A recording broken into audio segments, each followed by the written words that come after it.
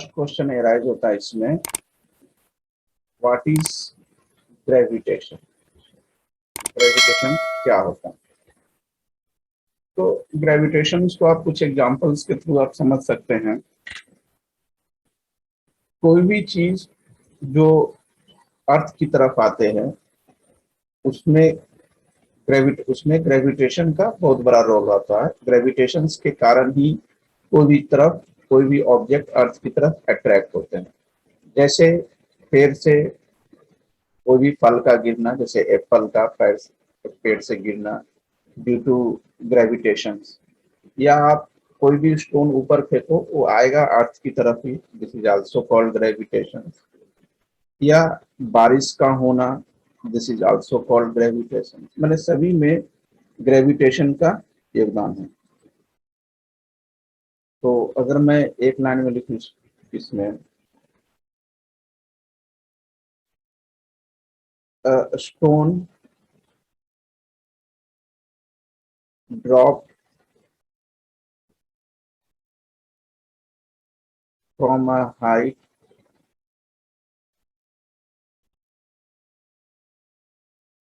falls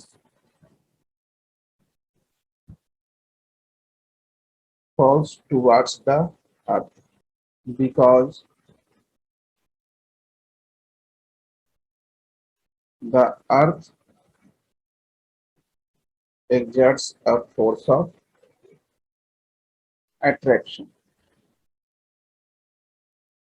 तो कोई भी स्टोन एक पार्टिकुलर हाइट से अर्थ की तरफ आ रहा है, इसका कारण क्या है कि earth exert a force of attraction. Earth क्या होगा, उस स्टोन को अपनी तरफ अट्रैक्ट कर रहा है।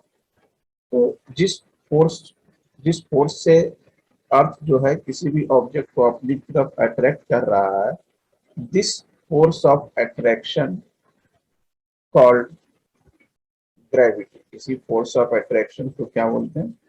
Gravity. On the stone and pulls it down, तो अपनी ओर खींचने का काम करता है। जैसे अगर इसके एग्जांपल्स की बात करें, एप्पल फॉल ऑन ग्राउंड, जो कि इसी बेसिस पे न्यूटन साहब ने अपने लॉ दिया था। या rain falls on the ground, which is also called gravity. और ग्रेविटी से के कारण इसी जो रिवर्स के वाटर जो फ्लो होते हैं, ऑल आर द मतलब ग्रेविटीज ही रहते हैं। मतलब अगर ग्रेविटी की बात करें तो इसको आप क्या बोल सकते हैं? क्या बोला मैंने ग्रेविटी को? Force of attraction. जिस फोर्स ऑफ अट्रैक्शन से अर्थ किसी ऑब्जेक्ट को अपनी ओर अट्रैक्ट कर देता है, दैट इज कॉल्ड ग्रेविटी। मतलब क्या लिख सकते हैं इसको? The force with which the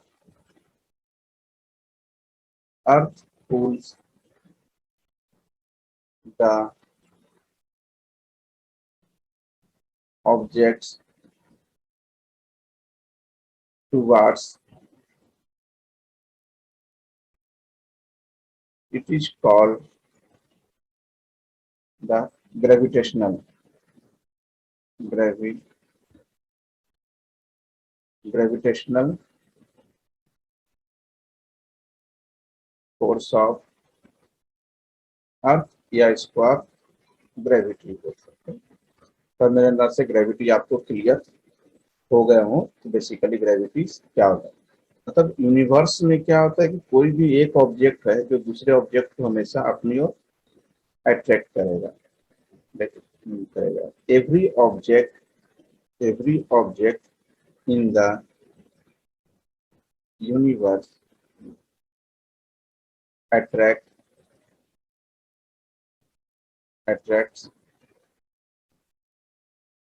every other object तो जैसे अगर इसकी एग्जांपल की बात की जाए, क्या लिखा मैंने, every object in the universe attract every other object को अट्रैक्ट करता है। तो अगर न्यूटन लॉ के हिसाब से देखा जाए, according to Newton,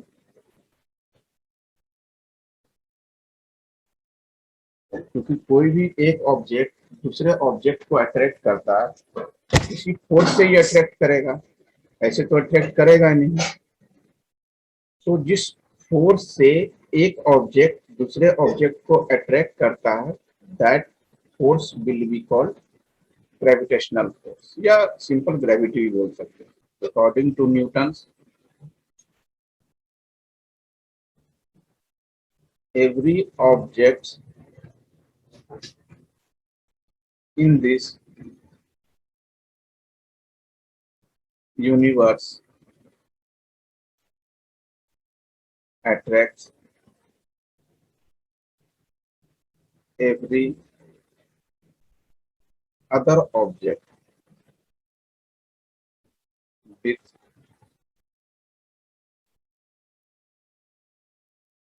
a certain force। इसी फोर्स को क्या बोलते हैं? The force with which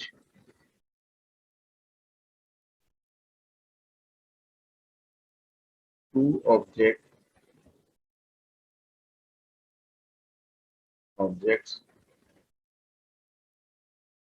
attract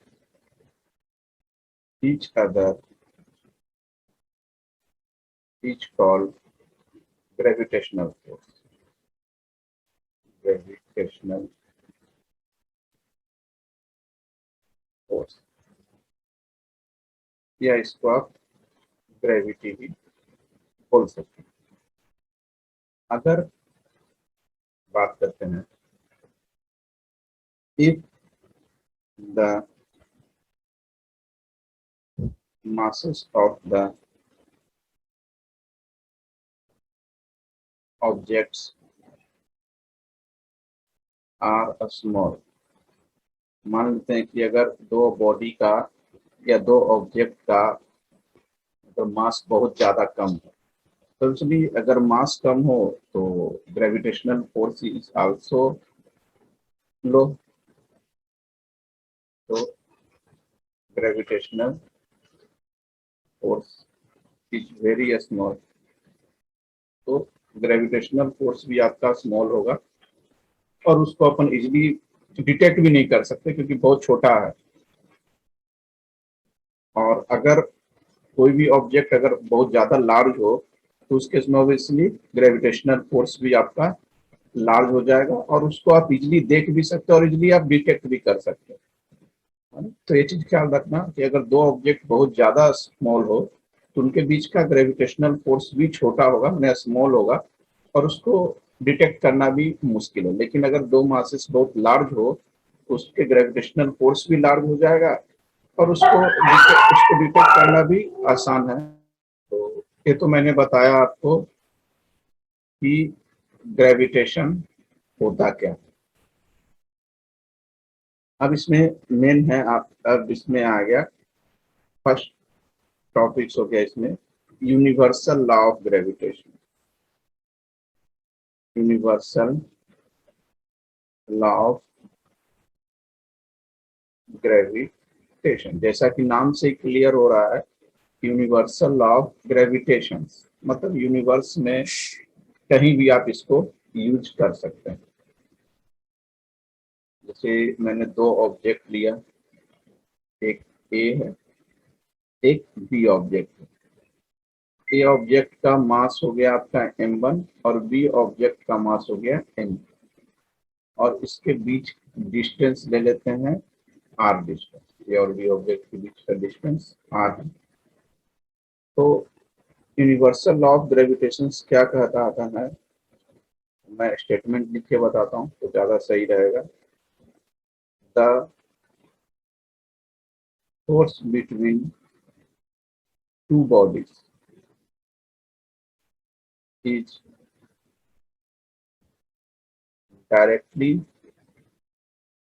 proportional to the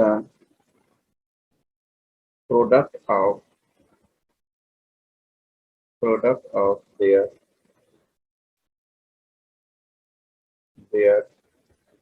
masses। मतलब दो ऑब्जेक्ट के बीच में जो फोर्स होगा,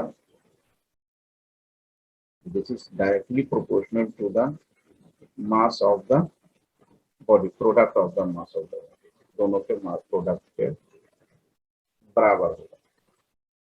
एंड दिस इज फर्स्ट। और सेकंड स्टेटमेंट है कि ये दोनों के बीच का जो डिस्टेंस जो है, जो फोर्स होगा वो इनवर्सली प्रोपोर्शनल होगा square of the distance between the both object. मतलब इसमें क्या लिखते हो, second statement, the force between two bodies is inversely proportional to the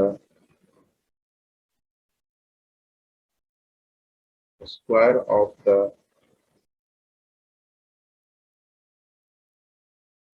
distance between them।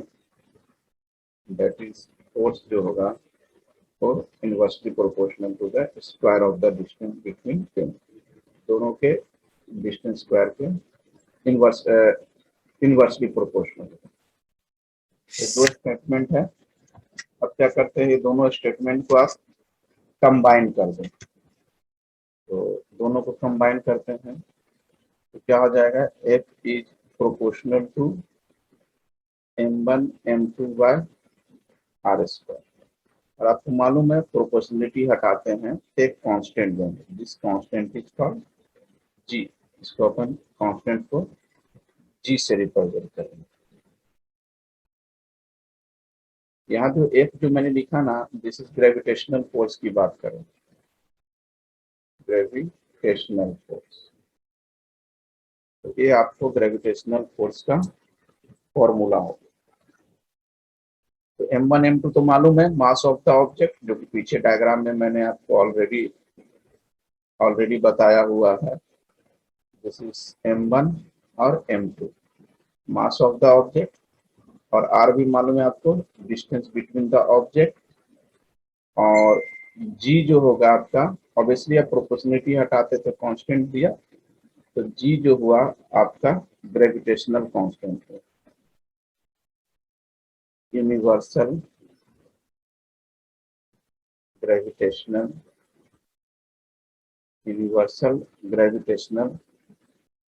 Constant. g is called universal gravitational constant हुआ।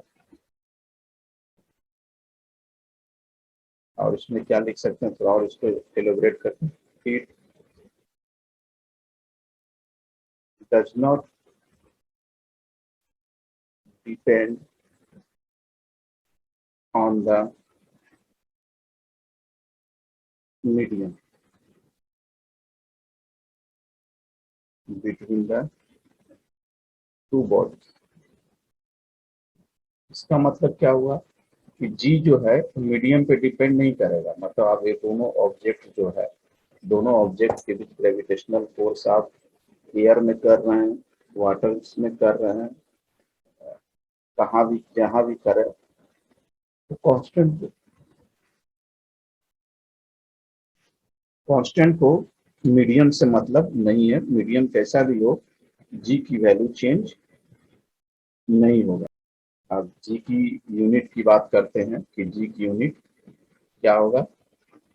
जैसे मैंने formula gravitational force का क्या लिखा पीछे, जी m1 m2 by r square. अब मैं इसके क्या निकाल रहा हूँ, यूनिट निकाल रहा हूँ, यूनिट ऑफ जी। जी का यूनिट क्या होगा, कैसे निकालते हैं। आर को मैं इधर भेज दूं तो क्या होगा, एफ आर स्क्वायर, और m1 m2 को मैं नीचे भेज देता हूँ m1 m2। ये आपके जी का फॉर्मूला है। तो अगर मैं यूनिट की बात करूं तो फोर्स की यूनिट क्या होता है, न्यूटन, न्यूटन, और डिस्टेंस है मीटर स्क्वायर, और मास है तो किलोग्राम इंटू किलोग्राम, 2 बार आपका किलोग्राम आ गया। तो एक तो फॉर्मूला क्या आ रहा है, newton metre square kilogram minus 2, this is the unit हो गया, जी की यूनिट्स, न्यूटन मीटर स्क्वायर पर किलोग्राम स्क्वायर।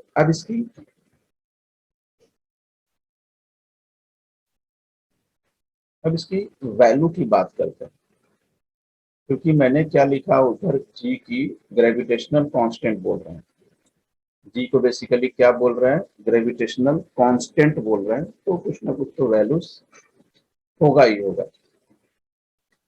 तो देखो एफ जी, इसके लिए क्या लेना पड़ेगा, दोनों बॉडी का मास क्या ले लेते हैं, 1 किलोग्राम, और डिस्टेंस क्या ले लेते हैं, 1 मीटर। तो एफ इक्वल टू क्या हो जाएगा, जी, क्योंकि ये सब वैल्यू कहाँ रख देंगे, इस फॉर्मूले में रख देंगे। तो एफ इक्वल टू जी हो जाएगा, और जी को अपन क्या बोल रहे हैं, ग्रेविटेशनल कांस्टेंट। तो जी की वैल्यू क्या होगी, अब जी की वैल्यू डायरेक्ट बताने से अच्छा मैं निकाल के ही बता देता हूँ कि जी की वैल्यू आप कैसे निकालें। तो जी की वैल्यू निकालना है, और एफ इक्वल टू जी है, एफ इक्वल टू जी है, तो जी की वैल्यू होगी आपकी 6.67 इंटू 10⁻⁻11 न्यूटन मीटर स्क्वायर पर kilogram. This is the value of G, ये जी की वैल्यू है, इसको याद रखना। ऑब्जेक्टिव में डायरेक्ट पूछेंगे, और सब्जेक्टिव में आपके न्यूमेरिकल्स में आपके यूज हो सकते हैं, इसको ये चीज याद रखना। इस एक क्वेश्चन में देता हूं प्रैक्टिस के लिए, करके बताओ। Calculate the force of gravitation due to earth on a ball of 1 kilogram mass lying on the ground। Mass of earth दे रखा है, mass of earth is 6 into 10 to the power 24 kilogram। Radius of earth दे रखा है 6.4 into 10 to the power 3 kilometre, और G दे रखा है 6.7 into 10 to the power -11 newton metre square पर किलोग्राम स्क्वायर। बना एक क्वेश्चन, यस सर। क्या है आंसर? सर हाँ, सर मेरा आंसर आया 9.77 न्यूटन। 9.77 न्यूटन, हाँ सही है। 9.8 आया सर। हाँ ठीक है, तो 9.7 को 9.8 लिख सकते हैं, कोई दिक्कत नहीं है। पर ज्यादा कॉम्प्लिकेटेड नहीं था, सिंपल क्वेश्चन था। F equal to G m1 m2 by R square. अपने को एफ निकालना था, जी की वैल्यू दिया था 6.7 into 10 to the power -11, m1 mass दे रखा था 6 into 10 to the power 24, m2 is 1, और distance radius of the earth दिए हुए 6.4 into 10 to the power 6। Solve कर लेंगे। आंसर आ जाएगा। जैसे मैंने एक कंसेप्ट बताया था, लिखाया था कि मैंने कि जब दो ऑब्जेक्ट बहुत ज्यादा लार्ज हो, when the objects are very large, बहुत ज्यादा लार्ज हो, उस केस में क्या होता है, ग्रेविटेशनल फोर्स भी क्या होगा, ग्रेविटेशनल फोर्स भी ज्यादा होगा। Then the gravitational force of attraction between them becomes extremely large। तो दोनों के बीच force of attractions, gravitational force of attraction is very large. तो इसको अब बोले सर इसका एग्जांपल क्या हो सकता है, जैसे एग्जांपल की बात कर सकते हैं, द सन,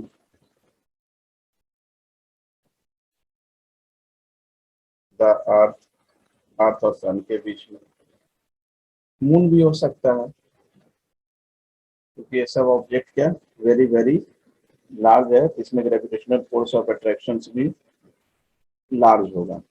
एक और क्वेश्चन देखो, the mass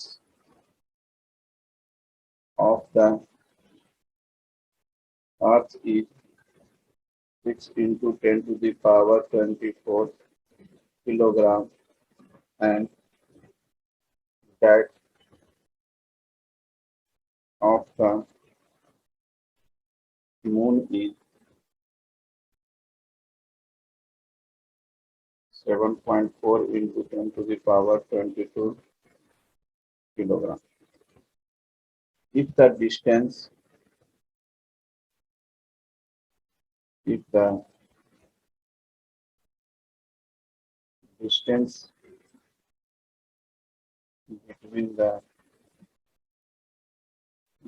between the earth and distance between the earth and the moon is 3.84 into 10 to the power 5 kilometer. Calculate the force exerted by the earth on the moon। जी दिया, जी अगर दिया हुआ भी नहीं रहे तो भी आपको यही यूज करना है। इसके बाद बना, अब बता क्या आंसर आ रहा है, क्या यह आंसर आया किसी का?